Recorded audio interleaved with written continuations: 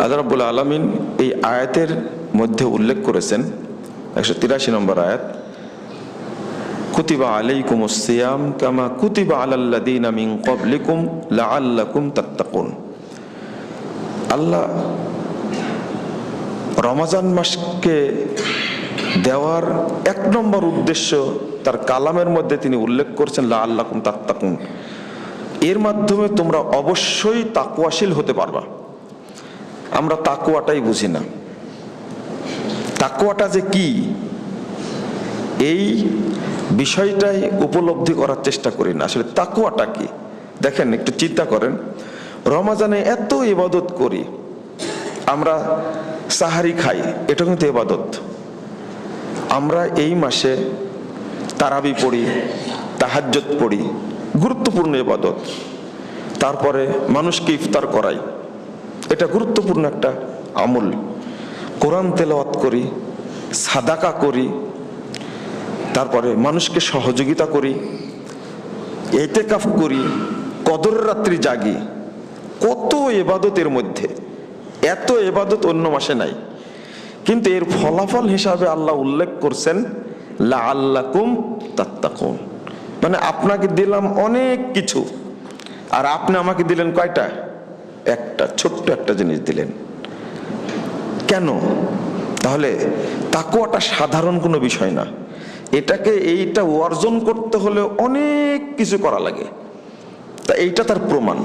আপনি তাকওয়াকে বুঝেন না প্রথমত, দ্বিতীয়ত তাকওয়াকে আমরা মূল্যায়ন করি না, তৃতীয়ত তাকওয়া যে একটা মানুষের মুক্তির অন্যতম একটা সোপান, সেই জিনিসটা আমরা গুরুত্ব সহ দেখি না। তো আমরা একটা জিনিস উপলব্ধি করব আজকে সংক্ষেপে, যে তাকওয়াটা আমরা কি বুঝি তাকওয়া দ্বারা।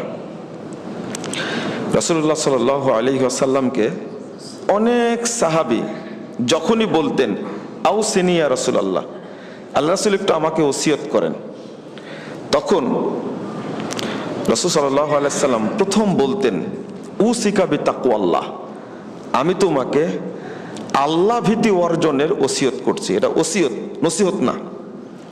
নসিহতটা আপনি চাইলে করলেন, না হলে না করলেন, কিন্তু ওসিয়ত যেটা, সেটা করতে কি আপনি পালন করতে বাধ্য। রাসূল সাল্লাল্লাহু আলাইহি ওয়াসাল্লাম বলছেন উসিকা বিতাকওয়াল্লাহ। এরপরে বলছেন ফাইন্নাহু রাসু কুল্লি আমরিন। আর একটা জিনিস এখানে অনুবাদটা করি, এরপর আল্লাহ রাসূল বলছেন ফাইন্নাহু রাসু কুল্লি আমরিন, যত আমল করো তোমরা, সমস্ত আমলের মাথা হলো তাকওয়া। আপনি যে সালাত পড়তে আসছেন, যদি আপনার ভিতরে তাকওয়া না থাকলে এই সালাতটা কি বাতিল। আপনি সিয়াম পালন করছেন, সিয়াম আছেন আপনি, তাকওয়া বিহীন সিয়ামটা যদি হয় তাহলে সিয়ামটা কি বাতিল। এমন একটা উদাহরণ দিয়েছেন ফাইন্নাহু রাসু কুল্লি আমরিন, যত ইবাদত করবে সমস্ত ইবাদতের মাথা। দেখেন একজন মানুষকে দেখবেন কারো 2টা হাত নাই, 2টা পাও নাই, বেশি আছে, কিন্তু কাউকে দেখবেন যে 2টা চোখ নাই, 2টা হাত নাই, 2টা পা আছে, কিন্তু বেঁচে আছে। কিন্তু এমন কোন মানুষ দেখেছেন যে দেহের সব আছে, শুধু মাথাটা নাই, ও বেঁচে আছে? পৃথিবীতে কোনো প্রাণী নাই যে মাথাবিহীন বেঁচে আছে, থাকতে পারে না, কোনো প্রাণী নাই। রাসূল সাল্লাল্লাহু আলাইহি সাল্লাম বলছেন, ইবাদতের সাথে তুলনা করতে গিয়ে বলছেন, যেমন মাথাবিহীন কোনো প্রাণী বাঁচতে পারে না, ঠিক তাকওয়াবিহীন কোনো আমল আল্লাহর দরবারে কবুল হতে পারে না। ফাইন্নাহু রাসু কুল্লি আমরিন, কুল্লু আমরিন, কুল্লু আমর মানে কি? আপনি যত ইবাদত করবেন জীবনে, প্রত্যেকটা ইবাদতের সাথে তাকওয়া থাকাটা আবশ্যক, ফরজ থাকতেই হবে। আপনি সুবহানাল্লাহ বলছেন, এটা কিন্তু ইবাদত। এটা তাকওয়াবিহীন যদি বলেন তাহলে কি লাভ নেই। তাহলে এত ইবাদতের মাধ্যমে অর্জনটা শুধু তাকওয়া, তাকওয়াটা সাধারণ বিষয় না। তাকওয়ার দুইটা অর্থ। একটা হলো আল্লাহর ভয়ে যাবতীয় পাপ কাজ বর্জন করা, আল্লাহর ভয়ে আল্লাহর যাবতীয় নির্দেশ পালন করা, দুইটা। অর্থাৎ আল্লাহর ভয়ে সৎ আমল সম্পাদন করা, আল্লাহর ভয়ে অসৎ আমল বর্জন করা, এর নাম হলো তাকওয়া।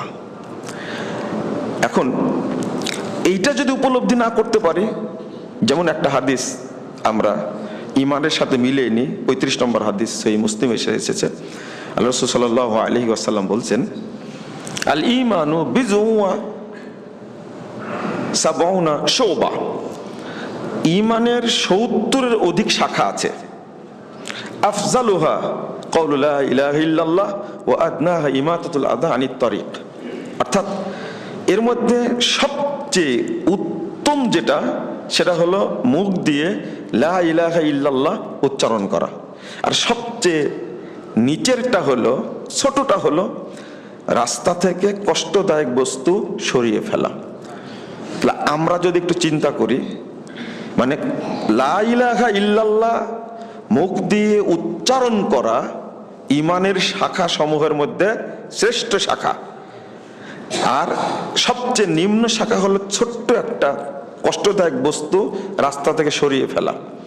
এই ছোট্ট বস্তুর ফজিলত বলছেন রাসূল সাল্লাল্লাহু আলাইহি ওয়াসাল্লাম, মান তুকুব্বিলাত লাহু হাসানা দাখালাল জান্নাহ। যে ব্যক্তি রাস্তা থেকে ছোট্ট একটা জিনিস ফেলে দিল, তার তো এক নেকি হলো। এই কথা বলার পরে বলছেন যে যার একটা নেকি কবুল হয়ে গেল আল্লাহর কাছে, সে ব্যক্তি জান্নাতে প্রবেশ করলো। আমি এটাতে বুঝাতে চাইলাম যে এই ঈমানের ছোঁয়া যদি ছোট্ট একটা কাজে লেগে যায়, তাহলে ওটা কবুল হবে। আর একটা হাদিস আসছে, মান কানাত লাহু হাসানা দাখালাল জান্নাহ। যার একটা নেকি আল্লাহর কাছে পৌঁছে যাবে, থাকবে, অবশ্যই থাকবে, সে ব্যক্তিও জান্নাতে প্রবেশ করবে। আলহামদুলিল্লাহ। মানে ওই কাজটাও হতে হবে তাকওয়ার সাথে, ঈমানের সাথে। এই জন্য দেখেন আমরা যে হাদিসটা বারবার অনুবাদ করি, মান সামা রমাযানা ঈমানা ওয়া ইহতিসাবা গুফিরা লাহু মা তাকাদ্দামা মিন যামবি। আপনি সিয়াম পালন করছেন, কিন্তু এর মধ্যে কি নাই? তাকওয়া নাই। এর মধ্যে মানে নেকির আশা নাই। নেকির আশা যোগ করেছেন কেন? যে ব্যক্তি নেকি পেতে চায়, অবশ্যই তাকে তাকওয়ার সাথেই সিয়ামটা পালন করা লাগবে। শুধু একটা হাদিস না, আপনি বহু আমলের সাথে আল্লাহ শর্ত করেছেন। কোনটা বলেছেন? ঈমানান বিল কলবি, অন্তরে ঈমানের সাথে যদি করে। একটা হাদিসে আসছে 6টা আমল যদি কেউ করে মা ঈমানিন দাখালাল জান্নাহ। 6টা কাজ যদি ঈমানের সাথে করে, সে ব্যক্তি জান্নাতে প্রবেশ করবে। তার মধ্যে একটা হলো ওযু যদি কেউ ঈমানের সাথে করে। মানে আমি এতক্ষণ বোঝাতে চাইলাম একটা বিষয়, প্রত্যেকটা কাজ আপনি করবেন কিসের সাথে? তাকওয়ার সাথে। তাকওয়ার সাথে করবেন। কেউ যদি তাকওয়ার সাথে ওযু করে, আল্লাহ তাকেও জান্নাত দেবেন। আল্লাহ যদি, কোনো ব্যক্তি যদি 5 ওয়াক্ত সালাত তাকওয়ার সাথে আদায় করে, ঈমানের সাথে আদায় করে, আল্লাহ তাকেও জান্নাত দান করবেন। এমনকি হাদিসের মধ্যে উল্লেখ করা হয়েছে, আল্লাহ রাসূল সাল্লাল্লাহু আলাইহি ওয়াসাল্লাম বলছেন, এই জুমার দিনে কেউ যদি ঈমানের সাথে, জুমার দিনে কেউ যদি ঈমানের সাথে আগে আগে মসজিদে চলে আসে, শুধু একটা আমলের কারণে আল্লাহ তাকে জান্নাত দান করবেন। সব জায়গায় শর্ত কি? তাকওয়া। এই জন্য আগে বললাম কথাটা, মাথাবিহীন যেহেতু কোনো জিনিস, কোনো প্রাণী বাঁচে না, তাকওয়াবিহীন কোনো ইবাদত আল্লাহর কাছে কবুল হবে না। 2 নম্বর, এই তাকওয়ার মধ্যেও শর্ত। তাকওয়ার মধ্যেও শর্ত কি? পাপ থেকে কি করা? মুক্ত করা। তাকওয়ার কত ফজিলত! আমরা হাই হুল্লোড় করি, মেলাই কথা বলি, আমার রুজি নাই, আমার টাকা পয়সা নাই, আমি দরিদ্র, আমি অসহায়, আমি চলতে পারি না, আমি গরিব। কিন্তু আল্লাহ বলছেন, মাইয়াত্তাকিল্লাহ ইয়াজআল লাহু মাখরাজা ইয়ারযুকুহু মিন হাইসু লা ইয়াহতাসিব। যে ব্যক্তি তাকওয়া অবলম্বন করবে, ওই ব্যক্তির রুজির সমস্ত পথ উন্মুক্ত করে দিবেন। তারপরে কি বলছেন, ইয়ারযুকুহু মিন হাইসু লা ইয়াহতাসিব, তাকে আল্লাহ কোথায় থেকে রুজি দান করবেন সে কল্পনা করতে পারবে না, হঠাৎ হাজির হয়ে যাবে, হঠাৎ হাজির। আপনি বলছেন আমার পরিবারে অনেক সমস্যা, ছেলের সমস্যা, মেয়ের সমস্যা, অসুস্থ, টাকা পয়সা আছে কিন্তু সমস্যা দূর হয় না। আল্লাহ কি বলছেন, ওয়া ইয়াত্তাকিল্লাহ ইয়াজআল লাহু মাখরাজা ইয়াজআল লাহু মিন আমরিহি ইউসরা। আল্লাহ বলছেন, এটা অন্য কারো কথা না। যে ব্যক্তি তাকওয়া অবলম্বন করবে আল্লাহ তার সমস্ত কষ্টগুলো সহজ করে দিবেন। আল্লাহ বলছেন, আল্লাহর ওয়াদা। তাহলে আমারটা সহজ হয় না কেন? তাহলে বুঝতে হবে তাকওয়া নাই আমার মধ্যে। তো আপনি মনে করছেন যে আমার সমস্যাগুলো দূর করার জন্য আমি কোথায় যাব? কারো কাছে যাওয়া লাগবে না, সরাসরি ফরিয়াদ করতে হবে, বলতে হবে কার কাছে? আল্লাহর কাছে। যার কাছে চাইলে বেশি খুশি হন, আর না চাইলে রাগ করেন। কোনো মানুষের কাছে যাইতে হবে না। মানুষের কাছে চাইতে যাবেন, ও রাগ করবে। একবার যাবেন সন্তুষ্ট থাকবে, দুইবার যাবেন, তিনবার যাবেন, চারবার যাবেন, আস্তে আস্তে অসন্তুষ্ট থাকবে। কিন্তু রাসূল সাল্লাল্লাহু আলাইহি ওয়াসাল্লাম বলছেন, আল্লাহ তাআলা বলছেন, বান্দা আমার কাছে যতবার চাই আমি তত বেশি খুশি হই। কিন্তু আমরা তো চাই না।